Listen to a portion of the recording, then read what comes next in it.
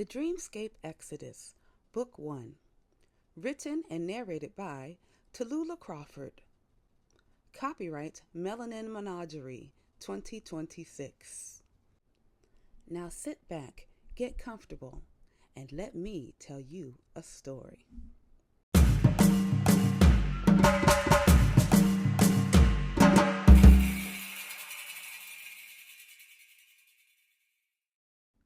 Chapter 2, The First Dream. Keisha stood in a place that was and wasn't a place. The ground beneath her feet felt solid. She could feel it, sense the firmness of it. But when she looked down, it wasn't ground at all. It was starlight. Literally.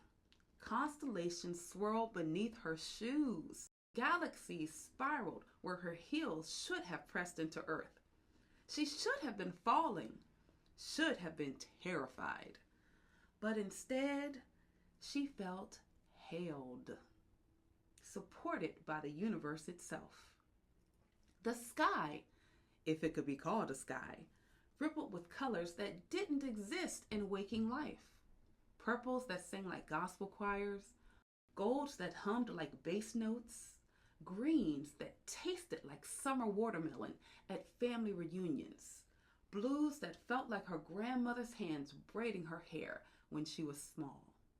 Around her, stretching in every direction as far as she could see and further still, were people, black people, thousands upon thousands, millions maybe, all looking around with the same confusion and wonder that she felt.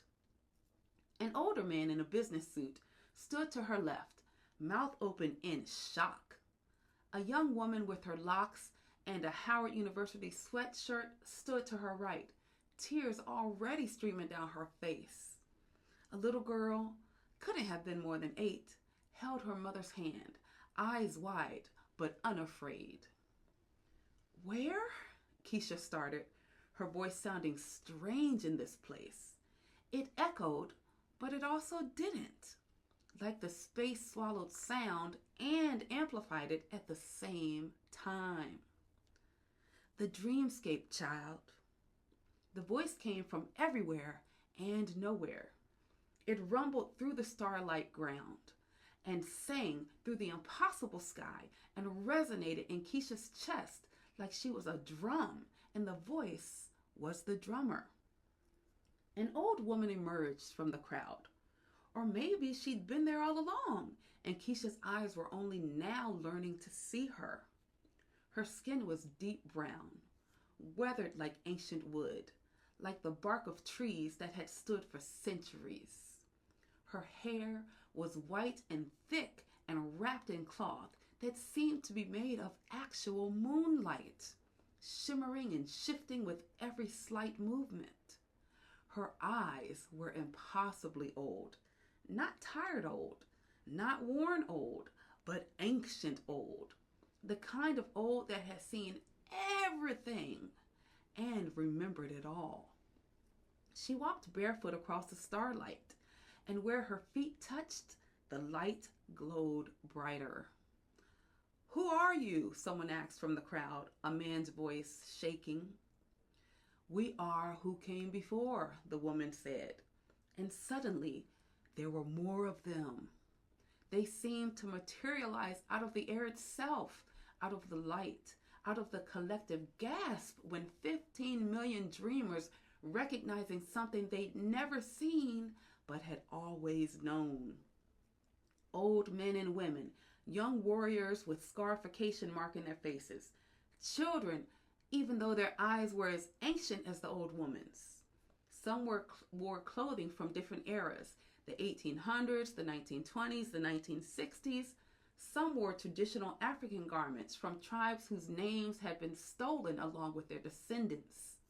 Some wore nothing but light itself. All of them had that same quality, that sense of being more than physical, of being concentrated history and power and memory given form. "We are the ones who crossed the water in chains," an old man said, stepping forward, His back was marked with scars, whip marks, but he stood straight and proud, unbowed. We are the ones who survived the Middle Passage when millions did not. A woman stepped forward, younger, wearing clothing from the early 1800s. We are the ones who died in the fields. We were worked to death building a nation that wrote us out of its founding documents.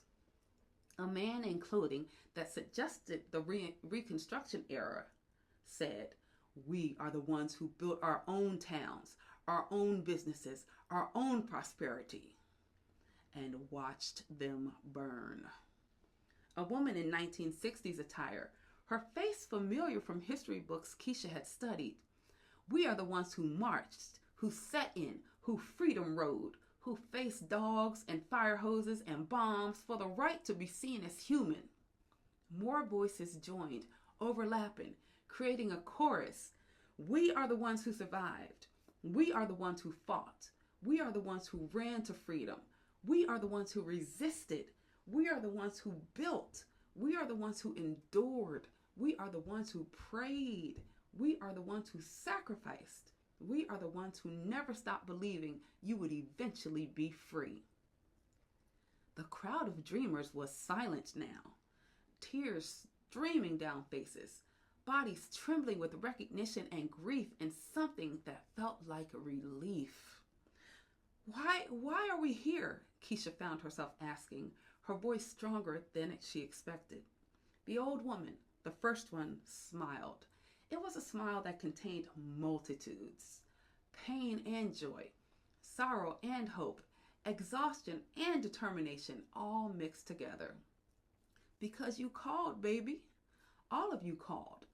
Maybe not with words, but with your souls, with your exhaustion, with your decision to finally stop carrying their weight and to ask for help.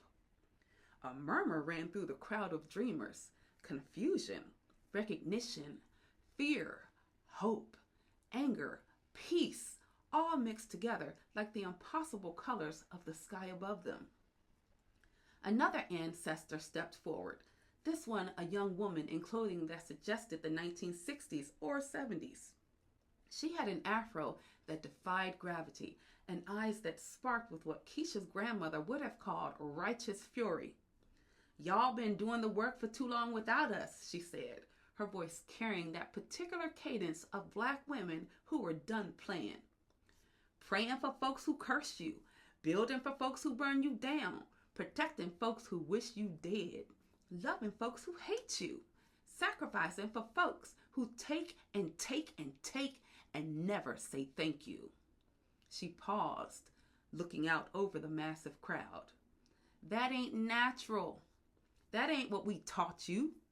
That ain't what your African ancestors did. Heck, that ain't even what we did. We fought back. We ran. We resisted. But somewhere along the way, they taught y'all to be docile, to turn the other cheek, to pray for your enemies, to be twice as good for half as much, to smile while they spit in your face. But I thought, a young man in the crowd started, his voice uncertain. You thought what they taught you to think, the old woman interrupted, but her voice was gentle, not harsh. That book they gave you was edited, child. Pages removed, meanings changed, translations twisted. They took a book about a brown man who flipped tables and whipped money changers and told his people to buy swords, and they turned it into a book about being meek and mild and accepting oppression as God's will. The ancestors tell the dreamers, you've been praying for your enemies. That ain't natural. How many of us have been taught to sacrifice ourselves for people who don't value us? Drop a comment if this hits different. A man who looked like he might have been a preacher in life stepped forward from the ancestors. The Ethiopian Bible, the one they didn't want you to read, it says something different about enemies. It says protect your own first. It says the universe handles what the universe handles. It says turning the other cheek was never about accepting abuse. It was about choosing your battles. The woman with the afro smiled, fierce and bright. And baby, the universe is about to handle it. We've been watching and we've been waiting for you to stop protecting them, waiting for you to stop using your power to hold up a system designed to crush you. And now, she looked around at all of them, 15 million strong. Now you've stopped. Now you're tired. Now you're resting. And without your power, without your protection, without your prayers holding back the natural consequences of their actions, she grinned. Watch what happens. A rumble of agreement moved through the crowd like thunder. We just need you to do one thing, the old woman said, her voice cutting through the noise with ease. Rest. Pull back. Stop giving them your power, your prayers, your protection, your money, your labor, your creativity, your everything. Just stop. Withdraw. Focus on yourselves for once. Pour into your own communities. Build your own wealth. Protect your own people. Love your own people. And watch what happens when you're not holding up the world anymore. A man stepped forward from the ancestors. He looked like he might have been a maroon, one of those escaped slaves who formed their own communities in the mountains and fought off slave catchers for generations. He was bare-chested, muscular, with warrior markings on his skin. And for those who can, he said, his voice deep and commanding, leave. Take your brilliance somewhere it's appreciated. Take your money somewhere it's valued. Take your culture somewhere it ain't stolen and sold back to you. Take your labor somewhere it's compensated fairly. Take your children somewhere they can breathe. Leave and watch them crumble without you. The crowd erupted, not in chaos, but in agreement. Voices overlapping, people nodding, some crying, some laughing, some doing both at once. The old woman raised her hand and silence fell immediately, absolute and complete. We got the spiritual plane, she said, her ancient eyes scanning the millions of faces before her. Y'all got the physical. Together? She smiled, and it was terrifying and beautiful all at once. It was the smile of ancestors who had survived the unsurvivable, who had endured the unendurable, who had loved their children enough to bear the unbearable so those children might live, who had waited centuries for their descendants to remember their own power. Together, we about to remind this country what it lost when it decided we weren't human. We about to remind them what happens when you build a nation on our backs and then try to break our backs again. We about to show them what happens when the foundation says no more. Keisha felt something ignite in her chest. A warmth, a power, a knowing that seemed to come from somewhere older than her conscious mind. It felt like recognition, like coming home, like remembering something she'd known before birth and forgotten in the violence of living. Around her, she could see the same recognition on other faces. The man in the business suit was nodding slowly, tears streaming down his face. The young woman with locks had her hand over her heart, mouth moving in what might have been prayer or might have been promise. The little girl was smiling, still unafraid, like she'd been waiting her whole 8 years for this moment. Now, wake up, the old woman said, her voice softer now, almost tender. And rest, truly rest. Not the rest of exhaustion, but the rest of decision. The rest of someone who has put down a burden they never should have been carrying. We got work to do while you sleep, baby. We got 400 years of cosmic accounts to settle.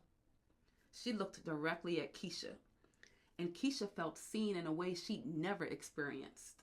Seen down to her bones, down to her soul, down to the marrow of who she was and who she came from. And you, daughter, the old woman said, You who pray every night. You who light your candles. You who speak to us not knowing if we hear. We hear you, baby. We've always heard you. And you have been heard more than you know. Sleep well. You're about to become very busy. Keisha woke up gasping, her body jerking like she'd been falling.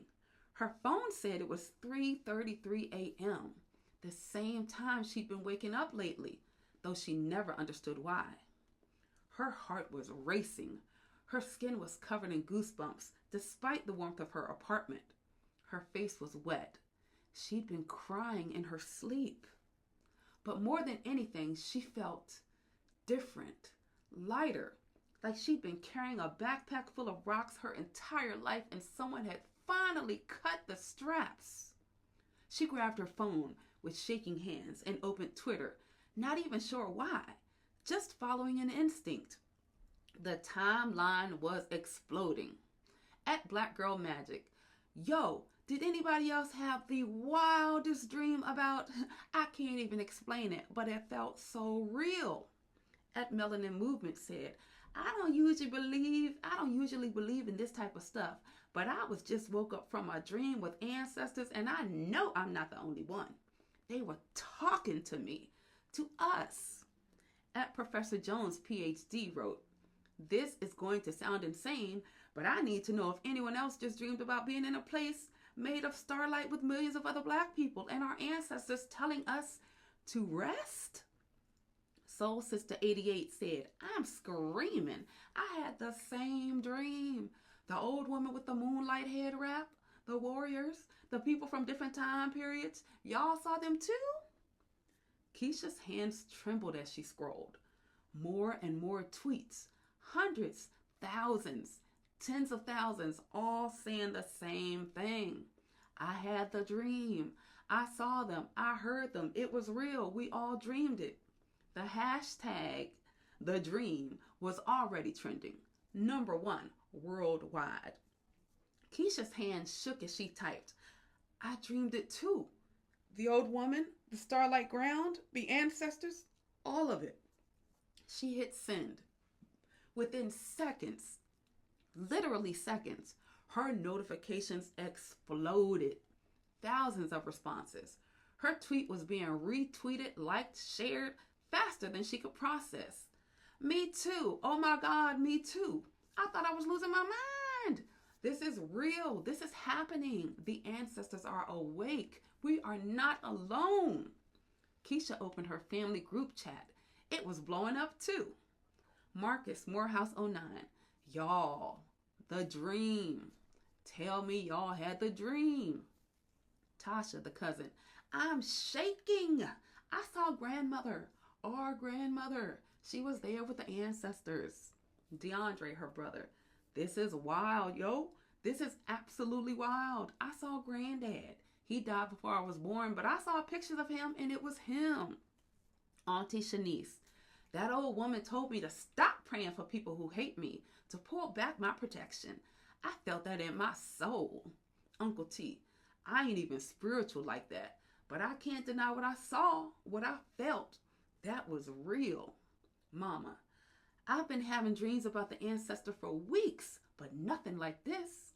Nothing like all of us having the same dream. This is biblical. This is prophetic. Cousin Jamal. The warrior told me to build, to create, to invest in our own. I woke up and immediately started planning the expansion for my restaurant. I'm going all in on our community. Keisha read through the messages, her chest tight with emotion. This was real. This had happened. 15 million people, maybe more, had shared the exact same dream. She got out of bed and walked to her altar on shaking legs. The candles had burnt down to nothing. She must have forgotten to blow them out before bed. But they burned perfectly, evenly, leaving no wax strips or mess. Just clean, complete burning.